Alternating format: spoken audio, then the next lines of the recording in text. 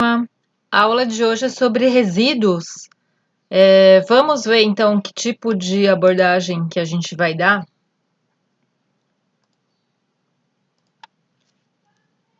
Primeira coisa, é interessante a gente conceituar o que é resíduo, né? Que nada mais é do que todo material que resulta de um processo produtivo que não seja o produto final desse processo, tá? Nós temos a respeito da legislação, né, que trata dos resíduos, algumas leis de importância nacional e estadual, né, que eu gostaria de falar para vocês, e principalmente relacionada à questão dos resíduos sólidos da construção civil, né. É, vou tentar linkar isso com a questão do RCC, que é o resíduo sólido da construção, tá? A primeira lei mais importante que a gente tem nacionalmente falando, né, é a Política Nacional de Resíduos Sólidos, que foi sancionada em 2010, né? A Política Nacional de Resíduos Sólidos, ela ficou durante mais de 20 anos sendo discutida até que conseguisse, então, ser aprovada e passada pela sanção presidencial, né? O que que ela traz de novidade, né? A primeira coisa é estabelecer que os geradores de resíduos, os grandes geradores, eles precisam formular um plano de gerenciamento de resíduos sólidos, né? E assim como os municípios também têm que ter esse plano de gerenciamento de resíduos sólidos, né? A Política Nacional de Resíduos Sólidos também determina a extinção dos lixões, né? Que são aqueles depósitos de lixo mesmo, né? De todo tipo de material misturado, né? E que na verdade tem a sua reutilização, a sua reciclagem impossibilitada devido à mistura mesmo, né? De materiais com lixo tóxico, contaminante e todo tipo, né? Porque esses lixões, assim, além de causar um dano ambiental enorme, né, que contaminam solo, contaminam águas, etc., causam danos à saúde humana também, né, e outras séries de impactos ambientais. Então, a Política Nacional de Resíduos Sólidos também trouxe, né, a possibilidade de execução de um plano de reciclagem para os resíduos, né, com a inclusão de cooperativas de catadores, né, o que é excelente como forma de geração de renda, né, para essas comunidades. Além disso, trouxe a logística reversa também, né, para embalagens de produtos perigosos, que é uma política que ainda está engatinhando, né, mas na qual o produtor de algum produto tóxico, né, ou que se transforme em resíduo potencialmente perigoso, ele deve se responsabilizar pela logística reversa, ou seja, pelo recolhimento dessa embalagem, né, de forma a proporcionar a destinação correta a esse resíduo, né? Tá engatinhando isso ainda, né? A gente precisa melhorar muito nessa questão, mas já tem notícias de indústrias praticando a logística reversa, né? Em parceria com grandes construtoras e grandes canteiros de obras, né? Depois disso, a resolução CONAMA, né, que é mais antiga que a Política Nacional de Resíduos Sólidos, ela é de 2002, né? E ela, na verdade, foi que introduziu essa discussão aí sobre o plano de gerenciamento de resíduos sólidos da construção civil, né? Da responsabilidade compartilhada, que a gente vai falar mais para frente o que é, e a classificação dos resíduos, né? A resolução CONAMA 307 que estabeleceu as classes de resíduos sólidos que a gente vai aprender logo adiante. Também temos o decreto estadual de 2014, que regulamenta a política estadual de resíduos sólidos, né? E implementa o Sistema Estadual de Gerenciamento de Resíduos Sólidos Online, que é o SIGOR, né? E esse sistema, ele, nesse ano mesmo, atingiu 100% de controle sobre a geração e a destinação do resíduo sólido da construção civil no estado de São Paulo, né? Além disso, a gente tem as leis municipais, né? E que sempre que nós formos atuar em determinado município, a gente precisa conhecer quais são os planos municipais de gestão de resíduos sólidos e a política, né, municipal sobre a questão dos resíduos, para que a gente possa se adequar às exigências municipais também. Só para a gente ter uma noção, né, do que representa esse resíduo sólido da construção civil no volume de resíduos urbanos, né? Tem um levantamento que vai de 2000 a 2004, aqui na cidade de Belo Horizonte, né? Que evidencia que a porcentagem de resíduos sólidos da construção civil no percentual total de resíduos sólidos urbanos é muito alta, né? Então, aqui em 2000 foi 51%, metade, um pouco mais da metade do resíduo gerado pela cidade de Belo Horizonte foi resíduo da construção civil, né? E assim por diante, aqui nos anos seguintes, 41%, 42%, 33%, 42%, né? Mas isso denota que ah, o volume de resíduo da construção civil é um volume muito significativo de geração, né, de resíduos urbanos, né? Então ele precisa ter um tratamento diferenciado, né? Principalmente porque grande parte desse resíduo é reaproveitável, né? Ou reciclável.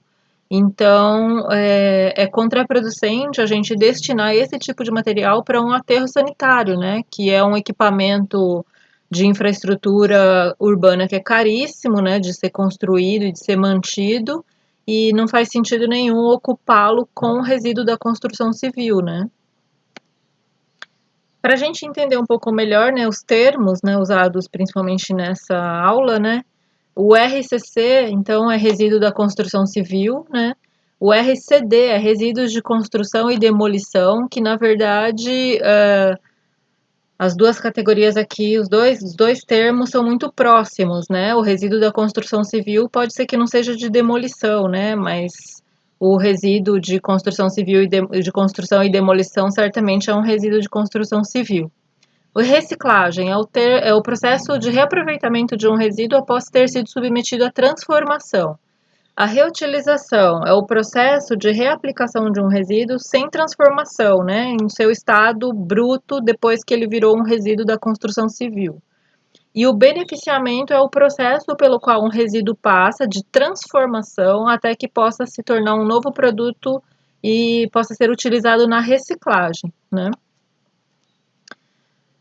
Outra terminologia aí que a gente precisa conhecer a partir de agora é o que são essas áreas de transbordo e triagem, né? O que são essas áreas? São áreas para as quais a gente destina, então, o RCC, né? Que vai fazer lá uma separação e organização desses resíduos, né? Um armazenamento temporário e vai destinar o resíduo para a sua finalidade mais correta, né? O que tem nessas áreas de transbordo e triagem, ATTs, né? Geralmente uma sede administrativa, onde estão os funcionários, né? Baias para deposição de resíduos já classificados, né? Pode ter também materiais já separados, né? Aqui no caso madeiras, né? Resíduos de concreto e alvenaria. E aqui outros tipos de resíduos, né? Pode ser resíduo plásticos, né? Ou outros, né? Um pátio de triagem, onde vai ser separado esses resíduos para serem enviados para sua destinação, para melhor destinação, seja reciclagem, seja outra, né?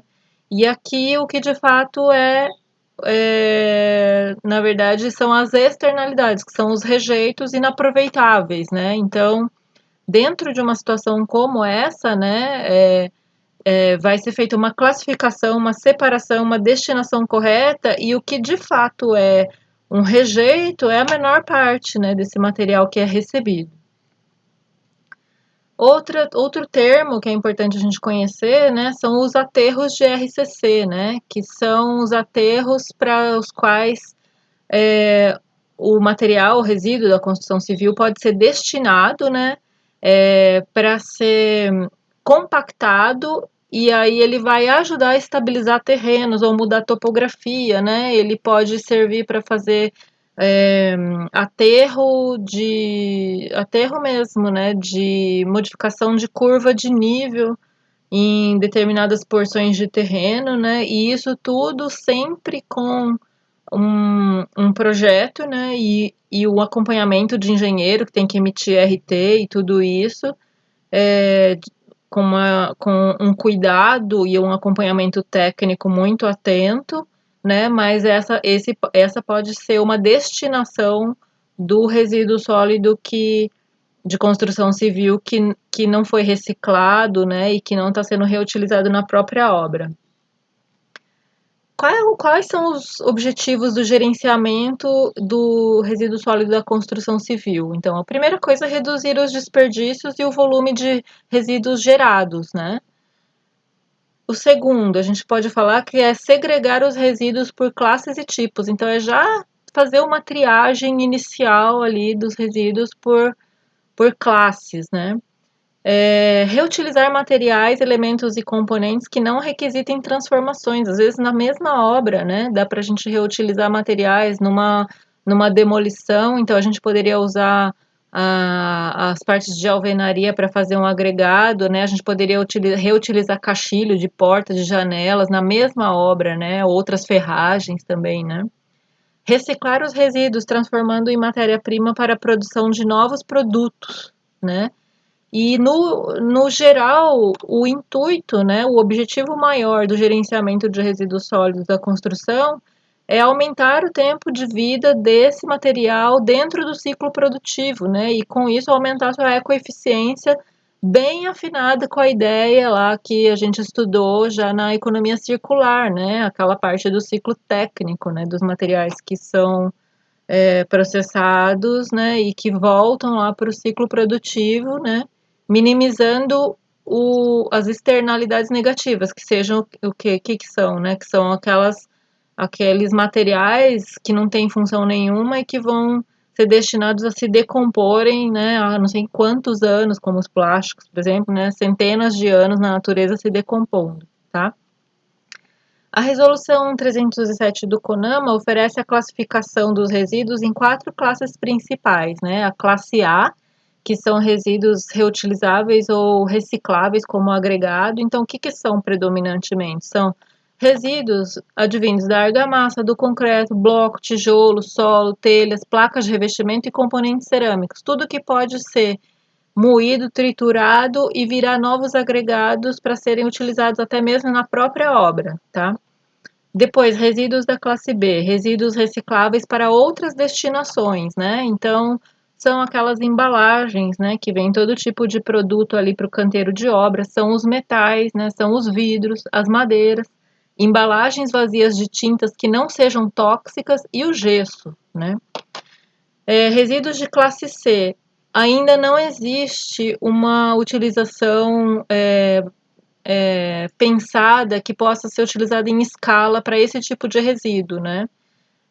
Mas ele precisa ter a destinação correta porque ele é potencialmente contaminante, né? Então, sacos de cimentos e sacos de argamassa. A gente não pode jogar esse tipo de resíduo no lixo comum, tem que ser num lixo que vai ser destinado lá às áreas de triagem e transbordo.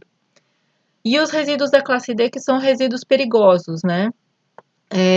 De produtos que a gente utiliza lá na construção civil, no canteiro de obras. Então, aquelas tintas, né, com solventes e óleos que estão emitindo COVs lá no canteiro, né, aquelas tintas que têm cheiro muito forte, né, resíduos que são oriundos de clínicas de radioterapia ou de radiológicas, né, que, assim, esse tipo de resíduo nessas edificações, eles estão contaminados por radiação, né? Então, se vai demolir uma clínica radiológica, né, onde faz raio-x, né, por exemplo, essas paredes elas estão impregnadas de radiação e esse é um resíduo tóxico, não pode virar agregado e nem ser reutilizado, precisa ser mandado para a destinação correta, né? E depois, por fim, né, materiais que contenham amiantos ou outros produtos nocivos à saúde, também são resíduos perigosos. A resolução CONAMA 307, ela hierarquiza aí, né, quais são as prioridades, então, dos responsáveis pelos canteiros de obra, né, equipe de projeto e obra, na verdade, em relação ao resíduo, né? A primeira delas é a não geração, evitar gerar resíduo. Se gerar resíduo, tentar gerar a menor quantidade possível, né? Se der para reutilizar esse resíduo lá no próprio canteiro, sem passar por beneficiamento, é a terceira opção, né? A quarta opção é beneficiar o resíduo e reciclar esse resíduo, dar uma nova utilização para ele. E por fim, né, o que não tem nem jeito de reutilizar, nem de reciclar, né? Fazer esse tratamento de resíduos sólidos, né? A triagem e depois destinar para um fim ambientalmente adequado, né? A resolução CONAMA 307 também estabeleceu, né, que os RCC não podem ser dispostos em aterros de resíduos sólidos urbanos, porque aterro é um equipamento urbano caríssimo, né? E a gente não pode simplesmente ocupar esse equipamento que é muito caro de ser construído e muito caro de ser mantido com resíduos que poderiam ser potencialmente reaproveitados, né? A finalidade maior desses aterros é fazer a decomposição dos materiais orgânicos que vão parar no aterro, né? Embora vá muito resíduo misturado de plástico, né, e outros materiais, o correto não seria que esses materiais estivessem nos aterros, né? Então não pode jogar também o RCC em áreas de bota fora, né? O que, que são essas áreas de bota fora? São aqueles espaços, áreas assim irregulares, onde as pessoas vão informalmente descarregar o resíduo sólido do seu canteiro de obras que não tem nenhuma regulamentação, que é totalmente clandestino, né? Só que isso tem um alto potencial de impactos ambientais negativos, né? E e é proibido por lei hoje, né? Então, não pode jogar resíduo da construção civil em corpos d'água, lotes vagos, né? E nem em áreas de preservação, né? Como a gente via muito, né? Antes dessa resolução CONAMA 307 de 2002, mas ainda hoje a gente vê, né? Assim, o despejo clandestino de resíduos sólidos em áreas que não poderiam receber esse tipo. E isso é uma infração legal e a pessoa pode ser penalizada por isso, né?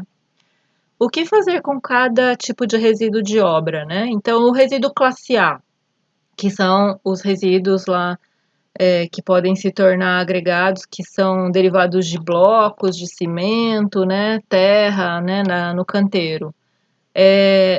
A primeira coisa é a gente tentar reutilizar na obra, assim, no estado bruto mesmo, né? E pode ser, por exemplo, para ajudar no nivelamento de um contrapiso ou de um piso externo, né?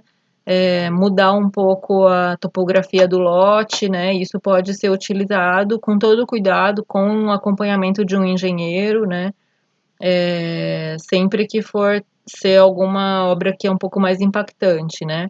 Esses resíduos também podem ser moídos, né, numa máquina como essa, que é possível alugar, não precisa se comprar essa máquina, né? Então, depois que você juntou todo o resíduo de demolição, por exemplo, do seu canteiro de obras, né? Você pode alugar essa máquina aqui por alguns dias, sei lá, e você pode triturar todo esse resíduo, né, e transformar em agregado para utilizar para ajudar a fazer concreto que não seja estrutural, né? O concreto estrutural é diferente, não podemos utilizar esse tipo de agregado para um concreto estrutural, porque ele tem um monte de exigências com relação à sua resistência, à sua dureza, o tempo de cura, então ele não permite esse tipo de agregado que não tem um controle exato da sua composição, né? Mas essa é a possibilidade. Se não conseguir nem reciclar e nem reutilizar no próprio canteiro, ele precisa ser armazenado em bombonas, que são aqueles, né? E tem que ser destinados lá para as áreas de transbordo e triagem para serem enviados para a finalidade mais adequada. Os resíduos da classe B, né, que são resíduos que podem ser ou reutilizados ou reciclados, né, em outros processos. Eles podem ser utilizados na própria obra, né, de repente a gente quer utilizar madeira que sobrou, né, metais, né, ou outras peças mesmo da obra ali, os caixilhos, batentes, né, portas, etc. Não precisa tudo que demolir, a gente pode até conseguir utilizar isso na própria obra. Se não, a gente faz uma classificação desses resíduos lá na obra né, de acordo com a especificidade de cada um. Então, metais, plásticos, madeira, e outros tipos de materiais, e o gesso, né? O gesso, só que ele necessita de um cuidado maior, né? Porque o gesso não é toda a área de transbordo e triagem, e nem não é todo mundo que pode receber o gesso e nem reciclar o gesso, né? Então a ATT ela precisa ter licença para licença ambiental para poder receber esse gesso, porque o gesso, né, ele em contato com a água, ele reage e ele se torna um produto ali que é o ácido sulfúrico, H2SO4, né? E esse produto ele é muito agressivo ambientalmente, inclusive para a saúde humana. Então, o gesso não pode, ele tem que ser armazenado com cuidado e ele tem que ser mandado só para quem consegue fazer a recepção desse material e o processamento dele de forma adequada. E a gente não pode deixar drywall, forro de gesso, etc., tomando chuva, recebendo umidade por causa desse subproduto dele, tá? O resíduo de classe C, né, que são essas embalagens desses produtos que são assim agressivos, né, cimento, argamassas e tal. Ele precisa ser guardado, né, classificado ali junto, né, num recipiente resíduos de classe C e enviados para essas áreas de transbordo e triagem ou aterros, né, para dar a destinação correta, porque ele não é um resíduo comum, né, ele não pode ser misturado com resíduos que a gente gera em casa, né, com embalagens, com lixo de banheiro, lixo de cozinha, essas coisas, não é um resíduo comum, né, então ele precisa ter esses tipos de cuidados. E por último, os resíduos da classe D, que são resíduos perigosos, né? E a gente precisa separar, né, em recipientes adequados na obra. E a gente tem que tomar muito cuidado com esses resíduos para não virar essas latas, para não destampar, para não ter vazamento nem derramamento desse tipo de produto, porque isso pode ir para o solo, pode ir para a água, né? Pode ir para a rede de esgoto e depois nas estações de tratamento não dá para separar 100% esse resíduo da água que a gente vai beber depois, a cidade toda. Então a gente tem que tomar muito cuidado com isso porque são resíduos tóxicos, né? E esses resíduos devem ser encaminhados para as ATTs ou aterros industriais licenciados especificamente para esse tipo de resíduo, com todo o cuidado para evitar, né, esse vazamento ou derramamento desse tipo de substância. Eu queria falar um pouco para vocês sobre a responsabilidade compartilhada, né, que a Política Nacional de Resíduos Sólidos trouxe, né, e a resolução CONAMA, e dizer que assim existem vários atores aí que são os agentes envolvidos no gerenciamento do RCC e que compartilham a responsabilidade sobre o RCC. O primeiro deles é o poder público, né?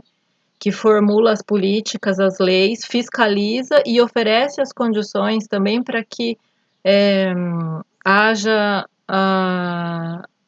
o gerenciamento possa ser correto por parte dos demais atores, né? Então, tem o segundo ator aqui é o gerador de resíduos, que são as obras, os canteiros de obras, né? O transportador é o terceiro ator e o cedente da área para recebimento de inertes também, porque precisa regulamentar essas áreas que vão receber os resíduos. Ao gerador de resíduos, o que cabe? Gerenciar resíduos desde a geração até a destinação final, com a adoção de métodos, técnicas, processos de manejo compatíveis com as suas destinações ambientais, sanitárias e economicamente desejáveis.